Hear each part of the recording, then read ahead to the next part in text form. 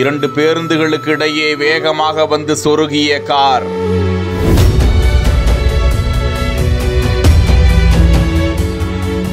திருச்சி முக்கொம்பு அருகே பதைக்க வைக்கும் விபத்து.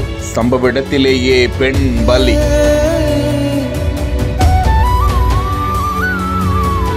படுகாயமடைந்து அலறியவர்களை இடிபாடுகளுக்குள் இருந்து மிகுந்த சிரமப்பட்டு வெளியே கொண்டு வரும் காட்சி.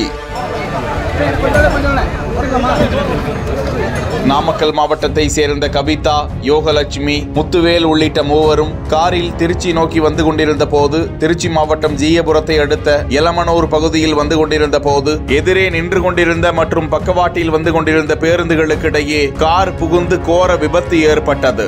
மோதிய வேகத்தில் பேருந்தின் அடிப்பகுதியில் சுக்கு நூறாக நொறுங்கி கார் சொருகி நின்றதில் காருக்குள் படுகாயத்துடன் அலறியவர்களை அங்கிருந்தவர்கள் மற்றும் காவல்துறையினர் வந்து மீட்டு வெளியே கொண்டு வந்த போது யோகலட்சுமி படுகாயமடைந்து சம்பவ இடத்திலேயே பலியானது தெரிய வந்தது. தொடர்ந்து முத்துவேல் மற்றும் கவிதா இருவரும் உயிருக்கு ஆபத்தான நிலையில் மீட்கப்பட்டு திருச்சி அரசு மருத்துவமனைக்கு அனுப்பி வைக்கப்பட்டனர். விபத்து குறித்து ஜீயபுரம் காவல்துறையினர் வழக்கு பதிந்து விசாரித்து வருகிறார்கள்.